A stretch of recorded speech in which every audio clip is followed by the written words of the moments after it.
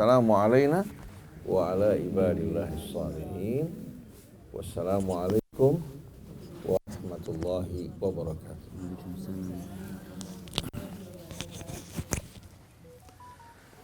Satu hari ibu-ibu sekalian, orang bertanya pada Rasulullah, ya Rasulullah, kita tahu cara berselawat kepada kamu. Cara mengucapkan salam pada kamu. Bagaimana kami berselawat? Rasulullah ajarkan selawat Ibrahimiyah. Allahumma salli ala Muhammadin wa ali Muhammad. Kama sallaita ala Ibrahim wa ali Ibrahim. Wa barik ala Muhammadin wa ali Muhammad. Kama barakta ala Ibrahim wa ali Ibrahim fil alamina innaka Hamidum Majid. Dalam selawat di sini ada salam enggak? Ada enggak Ibu? Padahal Allah perintahkan wasallimu taslima. Nah, untuk salam, Ibu langsung kepada Rasulullah. Assalamu alayka ya Rasulullah. Sebagaimana dalam sholat, Assalamu alayka ayyuhan nabiyyu wa rahmatullah wa barakatuh. Kira-kira lebih akrab mana? Kita mengucapkan salam langsung dengan Rasul. Sama kita mengatakan, Allahumma salli ala Muhammadin wa alihi wa sahbihi wa sallim. Lebih akrab mana? Assalamualaikum. Artinya dengan Rasul, kita bisa mengucapkan salam langsung dan mendapatkan juga balasan. Rasul ini bukan hanya milik orang-orang yang hidup bersama beliau, tapi Rasul juga untuk kita semua.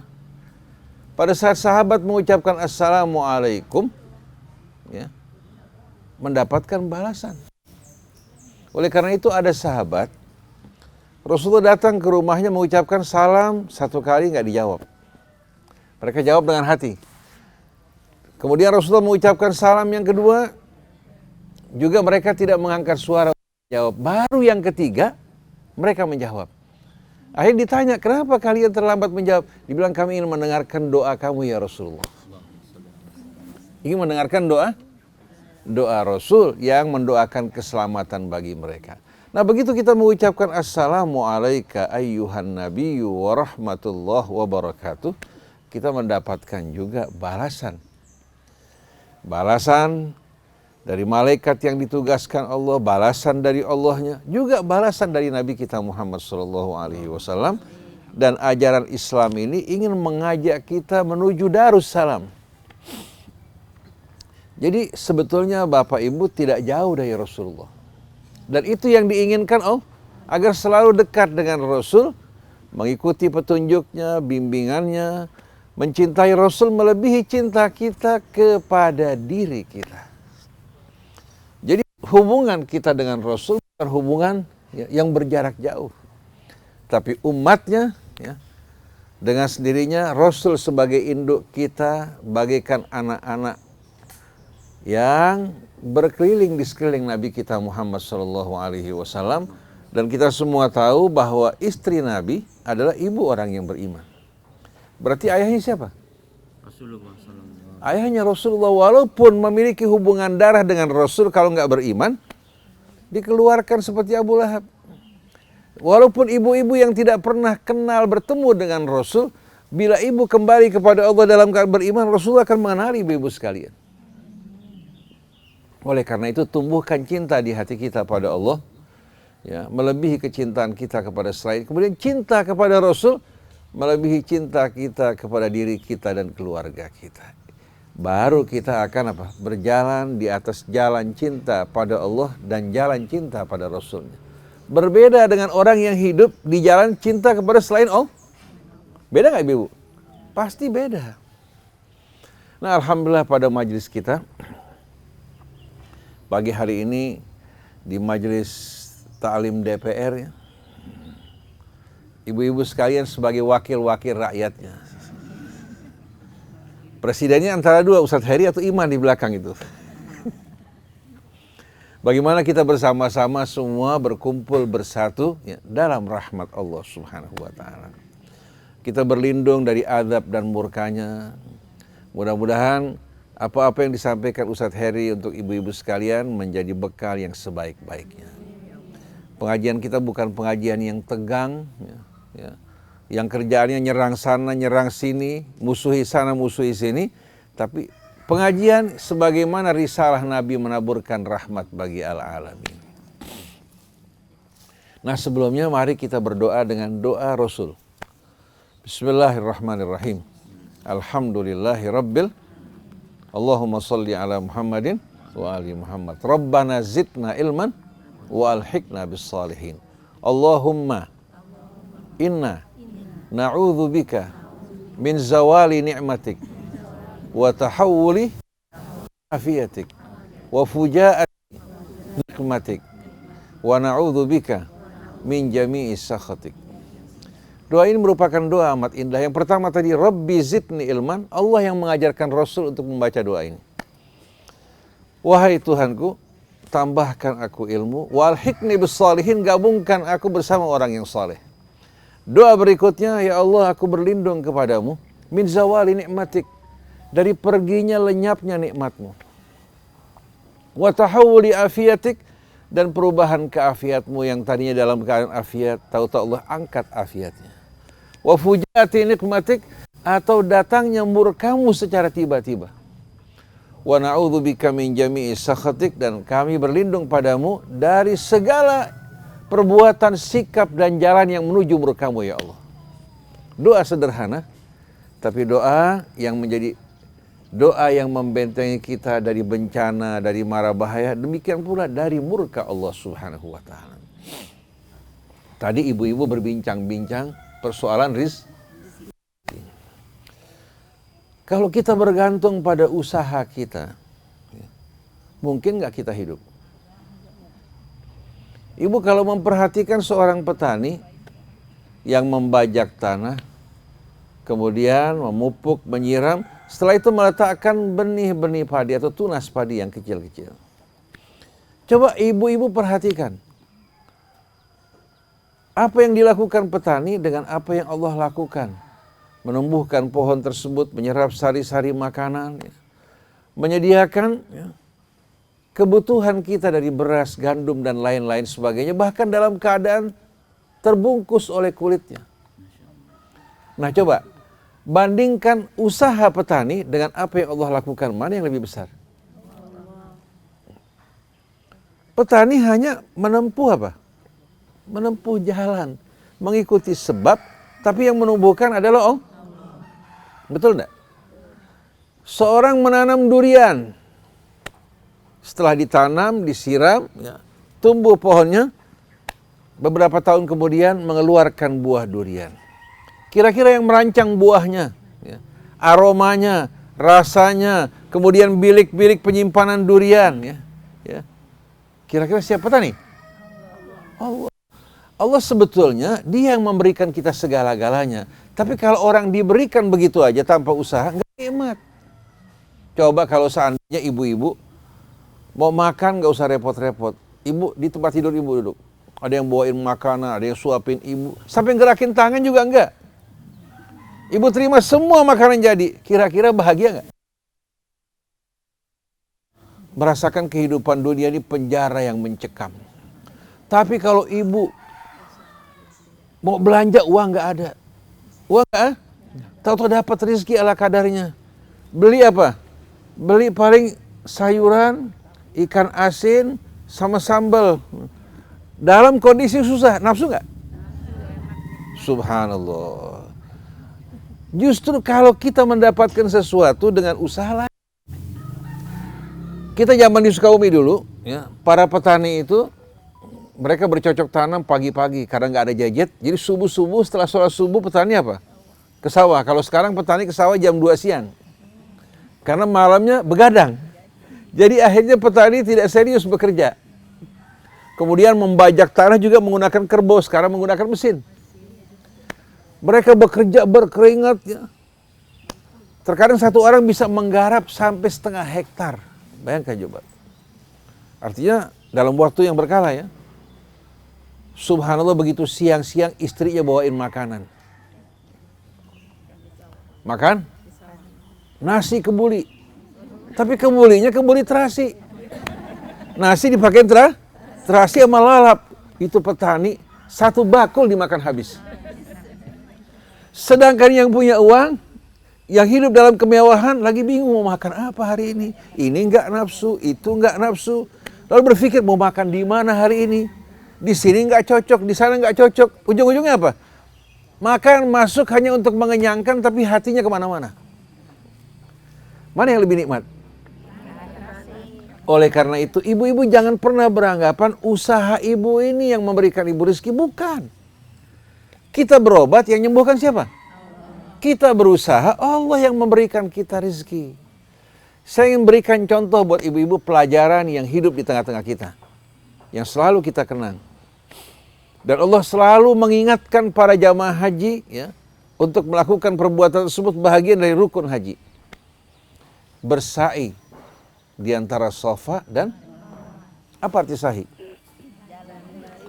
Sa'i itu usaha artinya. Karena bahasa Arab as'a yang artinya saya berusaha, karena Indonesia susah menyebutkan ain berubah jadi usaha. Asalnya as'a, saya berusaha. Jadi Sayyidah Hajar ketika dia naik ke Bukit Safa, kemudian menuju ke Bukit Marwa, bukan main-main. Tapi tujuannya naik ke bukit melihat ke sana kemari, mungkin ada sesuatu yang bisa membantu untuk menyambung hidupnya. Mungkin ada tanda-tanda air, ada kafilah yang berlalu melintasi lembah tersebut. Dari tempat tinggi dia melihat ke sana kemari. Ternyata di Safa tidak melihat, dia berangkat menuju ke Marwah. Kira-kira berapa banyak yang menemani beliau? Sendiri bersama apa? Bayi, ibu bersama bayinya. Nabi Ibrahim nggak sediakan SGM, sediain nggak susu? Nggak sediain bekal yang banyak, bekal hanya ala kadarnya yang ditinggalkan untuk istri dan beliau bawa pulang menuju Yerusalem. Dan Ibrahim meninggalkan istri bukan karena takut istri tua, bukan. Sayyidah Sarah ini wanita suci dan mulia. Tapi karena perintah Allah untuk menguji dirinya, mana yang lebih dicintai? Anaknya yang baru lahir, apakah Allah? Ibrahim tidak ragu-ragu. Karena apa? Yang memberikan rezeki Allah. Bukan wanita ini bersama anaknya yang lemah. Oleh karena itu Sayyidah Hajar berangkat ke Safa, tidak menemukan sesuatu, naik ke Marwah, melihat ke sana kemari sebanyak 7 kali. Itu maksimal kemampuan dia. Setelah dia lunglai, karena sendirian, naik turun bukit, batu-batuan, bukan seperti sekarang, lantainya marmer, ya. AC, sejuk, berjalan beramai-ramai nggak terasa. Betul nggak ibu-ibu sekalian? Kalau ini wanita bersama bayinya berjalan dari Safa ke Marwah, mondar-mandir. Setelah dia menghabiskan tenaganya, usahanya, baru dia pasrah kepada Allah. Ya Allah, aku telah jalankan apa yang wajib atas diriku, aku kembalikan ya Allah kepadamu. Baru setelah usaha, Allah kirimkan Jibril membawa makanan dari surga. Lalu Allah hentakkan bumi dengan sayapnya. Ada yang mengatakan Ismail dengan kakinya hanya sebagai sebab membuat mata air memancar. Di daerah yang hujannya mungkin setahun sekali. Biasa setelah orang kembali dari Muna baru hujan deras turun untuk membersihkan kotoran. Sedangkan sepanjang tahun kalau ibu berangkat ke sana, ibu tidak akan menjumpai hujan. Makanya kalau hujan turun, orang keluar beramai-ramai membasahkan diri mereka, ibu-ibu sekalian. Apalagi kalau lagi berada di mana? Lagi berada di Ka'bah, kita pernah mengalami hujan, terasa nikmat yang luar biasa. Kita di Indonesia baru 2-3 bulan gak hujan, tanah mulai pecah, air mulai turun, betul enggak? Orang mulai mengeluhkan tidak mendapatkan air. Di sana selama ribuan tahun mungkin hanya sekali 2 kali hujan. Tapi airnya terus memancar dan diminum oleh bermiliar-miliar manusia. Kenapa? Dari mata air keimanan, kepasrahan pada Allah, keberkahan datang. Mata air, iman, dan kepasrahan kepada Allah. Lain usaha yang dasarnya pasrah pada Allah dengan usaha manusia yang penuh ketergantungan kepada apa? Tenaga dan pikirannya. Allah pancarkan air, Allah berikan kepadanya rezeki, sampai datang rahmat dari Allah melalui sebab-sebab yang ada. Allah gerakkan juga satu kaum dari Yaman, ya, suku Jurhum, untuk melintas daerah sana. Waktu mereka melihat air, langsung mereka mampir di sana dan berdiam di tempat tersebut. Karena bagi bangsa Arab, air itu merupakan kebutuhan vital. Di mana ada air, mereka berdiam di sana. Mereka jumpai seorang wanita bersama anak bayinya yang membuka kota suci Mekah. Bukan kerajaan Saudi yang buka. Oleh karena itu ada namanya Hijr Ismail. Betul enggak? Ada Ruknul Yamani karena orang-orang, ada lagi Ruknul Syami. Nggak ada Ruknul Saudi, nggak ada sama sekali. Oleh karena itu ini semua betul-betul merupakan gambaran dari kemuliaan Allah bagi keluarga Ibrahim, ya, yang betul-betul mengabdikan hidup mereka sepenuhnya kepada Allah. Dihadapkan ke hadapan api, Ibrahim mengatakan hasbi Allah wa ni'mal wakil. Diperintahkan meninggalkan istri anaknya di padang yang tak bertuan, dia pasrahkan kepada Allah. Kemudian yang terakhir diperintahkan menyembelih putranya, dia tidak ragu-ragu. Ismail pun tidak menolak. Semuanya penuh kepasrahan pada Allah. Dari tanah yang gersang, Ibrahim menyeru memanggil orang-orang yang beriman untuk datang berkunjung. Nggak pakai speaker, nggak pakai iklan, tidak pakai promosi. Tapi orang-orang dari Indonesia, bahkan petani-petani jual tanahnya. Ibu-ibu jual emasnya untuk bisa berangkat ke sana. Bahkan jamaah haji Indonesia tidak tertampung semuanya. Mungkin yang tertampung hanya sedikit. Yang mau berangkat banyak, tapi kesempatan sedikit. Coba lihat. Dari mana kira-kira getaran panggilan tersebut? Dari Allah bukan? Ibrahim menyeru, tapi getaran datang dari Allah. Menggetarkan hati orang-orang yang beriman untuk datang memenuhi undangan dan panggilan Allah Subhanahu wa ta'ala. Yang dikumandangkan oleh Ibrahim. Jadi kalau ibu lihat, dari panggilan Ibrahim mustahil manusia akan datang ke tempat tersebut. Yang gersang, ya. Kemudian bangunan juga terbuat dari batu biasa. Orang yang tidak beriman pada Allah berpikir mendingan kita ke Eropa, ke Swiss, menyaksikan pemandangan yang indah, betul tidak? Tapi yang beriman justru tidak tertentu hatinya untuk datang ke sana, malah berbondong-bondong datang ke kota suci Mekah. Apalagi zaman-zaman tahun 70-an, kalau ibu ke sana, kota suci Mekah itu betul-betul masih suasananya beda dengan sekarang. Begitu juga Madinah, masih masjid yang tua. Kita masuk ke sana betul-betul hotel-hotel juga jumlahnya tidak banyak. Apalagi bagi orang yang tinggal di Mina atau di Muna, kita akan jumpai betul-betul suasana yang amat kumuh, becek, penuh dengan kotoran. Kita lihat, beda dengan saat ini. Jamaah haji merasakan fasilitas yang lebih baik dibandingkan dulu. Jadi cobaan-cobaan yang Allah berikan ini tidak sama sekali menghalangi mereka untuk datang memenuhi panggilan Allah. Apalagi zaman dulu orang kalau mau berangkat haji 6 bulan sebelumnya. Kenapa? Karena angkutannya menggunakan kapal laut. Berangkat 15 hari pergi, 15 hari pulang. Jadi 6 bulan sebelumnya kloter pertama sudah berangkat. Nanti kloter terakhir 6 bulan setelah haji baru sampai di Indonesia. Tapi yang pergi riang, yang berangkat pulang juga apa? Luar biasa. Waktu pergi dibawa arak-arakan. Pergi ke Priuk. Waktu pulang juga arak-arakan menyambut baik. Allah kasih bagaimana kebahagiaan dari rahmat Allah Subhanahu wa ta'ala dinikmati beramai-ramai.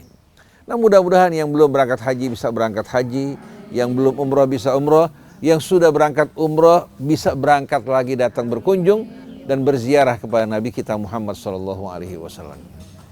Jadi ibu yakin nggak terhadap karunia Allah? Tugas ibu cuma sebab.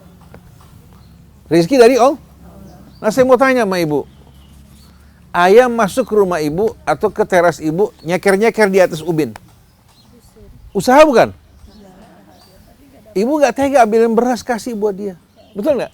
Dia berusaha. Padahal akal mengatakan nyeker di ubin dapat apa?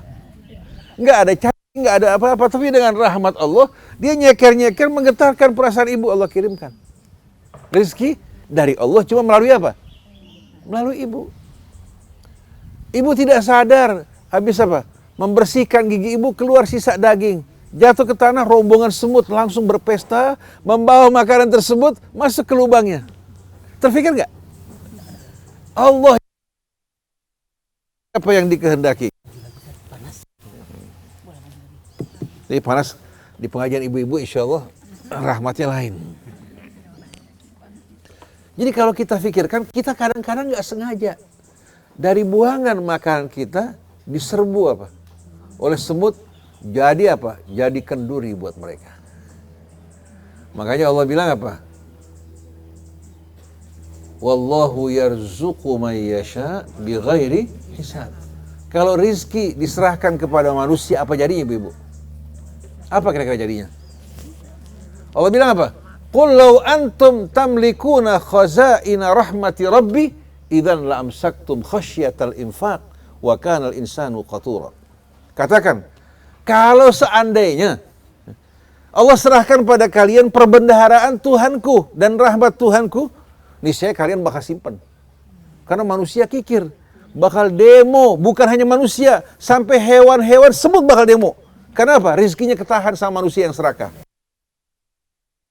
Sama ibu, Allah tahan di tangannya karena rahmat Allah meliputi segala sesuatu. Kisah yang lain dalam Al-Quran, saya sampaikan di sini kisah jangan orang menganggap bahwa ini merupakan dongeng. Sayyidah Maryam, sehabis dia mulas melahirkan, pendarahan, anaknya keluar, tanpa ada yang menyalin dia, sendiri. Sehabis dia melahirkan anak, bayangkan coba menderita, dalam penderitaan yang berat waktu dia akan melahirkan, ibu bisa bayangkan bagaimana deritanya. Kalau ada teman, ada keluarga kan masih ada hiburan.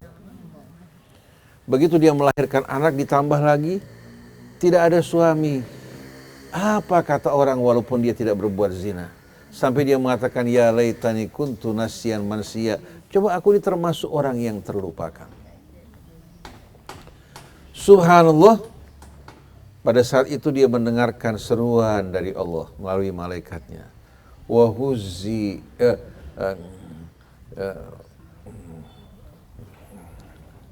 qala fanadaha min tahtiha wa nadaha min tahtiha alla tahzani.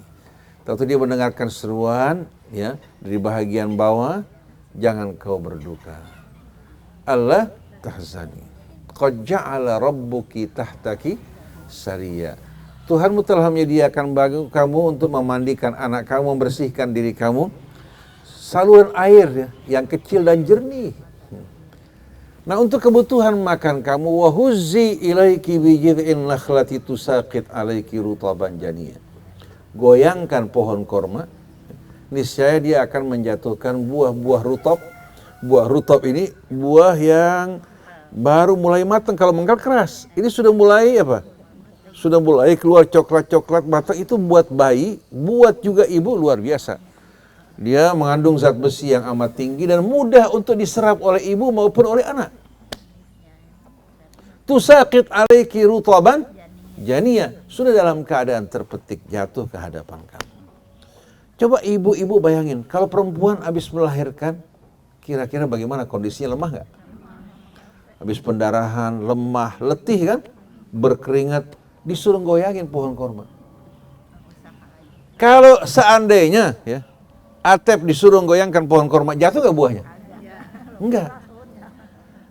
Tapi kenapa Allah perintahkan? Supaya ada usaha. Usaha, tangan kita yang gak sampai, Allah yang akan mengeluarkan tangannya untuk apa? Untuk membantu kita. Tapi kalau orang nggak mau usaha, Allah nggak bakal bantu. Maka dalam satu pepatah, innallaha yajbur al-qusur wala yajbur at-taqsir. Allah bakal menambal, membantu orang yang sudah berusaha nggak sampai. Namanya qusur. Tapi at-taqsir, orang yang melalaikan nggak mau usaha, melamun sambil menghayalkan dapat rezeki, nggak bakal dibantu Allah Ta'ala. Jadi yang penting ibu cuma ngorek sedikit, air keluar. Oleh karena itu dalam setiap usaha jangan pernah kita bergantung pada usaha kita, tapi kita apa? Bergantung pada Allah dan mulai dengan Bismillahirrahmanirrahim. Niscaya apa? Allah bukakan bagi kita pintu-pintu rahmatnya. Dan yakinkan ibu, yakinkan hati ibu-ibu sekalian. Dan saya merasa kalau kembali pada usaha, jangankan kita bisa mengurus keluarga kita. Mana mungkin kita bisa menggaji pembantu kita atau supir kita. Buat diri sendiri aja mustahil. Mustahil. Saya mau tanya sama ibu, jantung kita ini berdenyut dalam hitungan dan kendali ibu nggak? Allah yang kendalikan. Paru-paru ibu kembang kuncup, siapa yang kendalikan? Begitu pula pencernaan kita bekerja. Kedua ginjal kita juga bekerja. Kalau diserahkan sama kita bagaimana kira-kira? Allah bilang karena kalian sudah nggak butuh sama Allah, ya, udah urus pencernaan kamu, jantung kamu, kamu yang kendalikan semuanya. Kira-kira manusia bisa tidur nggak?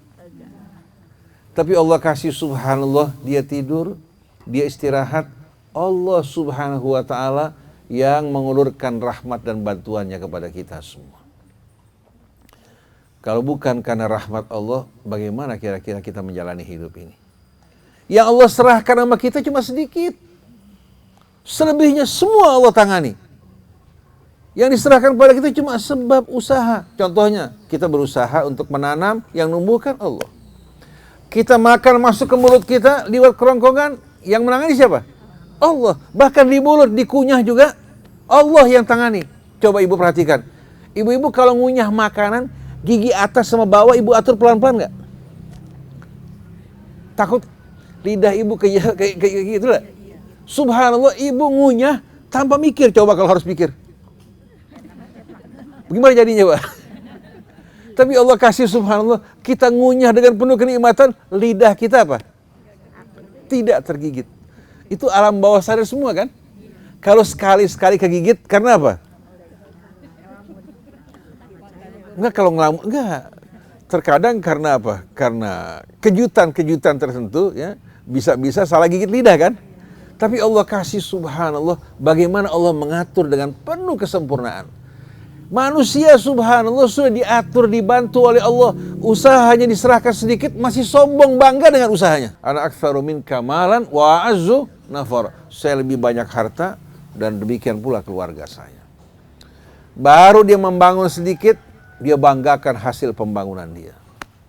Padahal yang dilakukan sebetulnya merusak, membangun tanpa memperhatikan kelestarian lingkungannya. Betul enggak? Akhirnya merusak lingkungan, tapi dengan bangga mereka mengatakan kami yang membangun. Seharusnya dia selalu ingat kepada Allah, bismillah, walhamdulillah, wala haula, wala quwata illa billah. Maka Allah bilang dalam Quran, wa im min syai'in illa indana khazainuhu wa ma nunazziluhu illa biqadarin ma'lum. Tidak ada satupun makhluk, melainkan kami sudah persiapkan perbekalannya. Bahkan sebelum dia lahir, Allah sudah siapkan. Tapi kami nggak turunkan kecuali dengan kadar yang maklum. Karena kalau Allah bentangkan rizkinya, manusia bakal sombongi minta ampun. Betul nggak? Coba lihat, waktu miskin, di sejadah, doa, bangun malam, ngaji Quran. Begitu terima keuntungan besar, dia mulai bingung. Mau taruh di mana uangnya nih? Mau disimpan di mana? Tidur nggak nyaman, dengan suara kelotek pintu takut. Kemudian mulai yang tadinya makan tempe nafsu, makan ikan asin nafsu, punya uang bingung. Makan ini nggak enak, makan itu nggak enak. Betul nggak ibu sekalian? Jadi kondisi jiwanya langsung berubah. Saya ingat zaman saya masih kecil dulu, waktu zaman nyantren, kita kan makan daging jarang-jarang. Kita biasanya makan gado-gado, jantung pisang, makan laksa juga luar biasa betul-betul. Makan ikan cuek ya, kita makan ikan cuek. Tapi sudah nikmat yang luar biasa. Nah kalau saya lagi dari Jakarta sampai ditanya di Sukabumi, cium bau sate Madura. Saya lagi bilang, insya Allah kalau punya duit, ya, kapan-kapan mau beli sate Madura. Punya duit sedikit kita mampir, kita makan, ya Allah nikmatnya luar biasa betul-betul. Perasaan bumi nggak bulat lagi ibu sekalian. Sekarang kita ada uang, nggak ada nafsunya. Nafsunya hilang. Zaman di Mesir dulu kalau ada orang kirimin kecap, kita simpen dalam lemari di belakang baju. Kecap. Makan Indonesia kita simpen dalam lemari. Bukan duit, barang kita simpen. Begitu banyak di hadapan kita kurang menghargai. Betul enggak? Coba kalau seandainya emas melimpah di muka bumi, air yang kurang. Apa jadinya kira-kira? Seperti Harun Rasyid ketika berhadapan dengan seorang siapa? Dengan seorang sufi yang saleh ya, yang tadinya mantan perampok kemudian taubat. Datang ke hadapan Harun Rasyid, dia mengatakan, Ayuhal Malik, wahai paduka raja, kalau seandainya kamu tidak mendapatkan air, lalu di tangan saya terdapat segelas air, kamu tidak akan dapatkan, melainkan dengan separuh kerajaan kamu. Kamu akan membeli tidak? Pasti dibeli tidak? Dia beli. Ada yang berani ngerampas, dia bakal bunuh. Bagaimana kalau kamu sudah minum, kamu nggak bisa buang air kecil, tertahan. Lalu kamu hanya bisa melakukan kalau kamu serahkan separuh kerajaan kamu. Kira-kira bagaimana? Lalu dia mengatakan betapa murahnya kerajaan kamu, separuhnya dengan segelas air, separuhnya lagi dengan apa? Dengan buang air kecil yang biasa. Orang begitu mulai kehilangan nikmat baru. Kita alhamdulillah bisa makan di rumah, Ibu Esti bisa bikin rendang Padang, betul gak? Bisa dinikmatin, betul enggak? Tapi begitu kita mulai mikir, si fulan punya mobil, punya rumah, punya ini, kita merasa ya Allah, miskin amat hidup ini, betul enggak? Bu Asmiati katakan Allah kasih tidak melihat matanya. Tapi Allah jauhkan dari berbagai macam dosa-dosa yang kita sering saksikan dengan mata kita. Allah ambil mata di dunia, Allah gantikan dengan mata yang lebih baik lagi, insya Allah yang dapat menyaksikan, menikmati kenikmatan surga yang bermacam-macam. Kalau seandainya bergantung pada usaha beliau, niscaya apa? Nampak sepintas yang memiliki mata sempurna rizkinya lebih baik. Tapi beliau alhamdulillah rizkinya lebih baik bahkan dari presiden. Jokowi nggak bisa hadir di DPR pengajian. Ibu Asmiati datang, betul nggak? Itu kan rahmat Allah Subhanahu Wa Taala kan? Jadi jangan kita pandang nikmat Allah yang ada pada kita kecil. Sebetulnya Allah berikan kepada kita dari nikmatnya yang besar, ketenangan, kedamaian, bisa menikmati rezeki Allah. Ada yang demo ibu nggak? Demo datang ke istana, minta ibu turun. Ada nggak? Belum lagi teman-teman yang lagi ngincar kursinya walaupun semuanya senyum di hadapan dia, tapi sebagian apa? Lagi siap kapan kamu jatuh saya naik. Betul nggak? Jadi nggak ada teman yang setia, yang ada masing-masing mengincar apa yang ada padanya. Di dunia seperti ini, bagaimana di akhirat? Belum lagi tanggung jawab terhadap umat. Jadi ibu-ibu sekalian, jangan pernah takut menghadapi janji Allah dan rezeki. Yang penting kita berjalan dalam ketakwaan, berusaha sebagaimana yang diperintahkan Allah. Insya Allah semua kebutuhan ibu bahkan lebih Allah akan berikan kepada kita semuanya. Jadi betapa indahnya betul-betul harapan. Hidup tanpa harapan niscaya akan membuat orang rela mati untuk meninggalkan dunia ini. Dan sebaik-baiknya harapan adalah Allah. Inilah rahasia kenapa Allah perintahkan kita setiap rakaat sholat membaca Al-Fatihah. Al-Fatihah ini walaupun Quran, tapi diturunkan oleh Allah untuk mengajarkan kepada kita bagaimana kita meluapkan harapan, dambaan, keinginan kita semua kepada Allah. Bismillahirrahmanirrahim. Coba kalau kita mulai semua dengan nama Allah yang Maha Pemurah lagi Maha Penyayang. Banyak orang yang kehilangan orang tua, kehilangan ayah ibunya, kehilangan orang-orang yang mendampinginya. Tapi kalau ibu bapak bersama Allah dengan rahmat dan kasihnya, ibu tidak akan kehilangan. Alhamdulillahi Rabbil Alamin. Kelanjutannya setelah kita merasakan rahmat Allah yang selalu mendampingi kita. Karena hidup kita manifestasi dari rahmat Allah.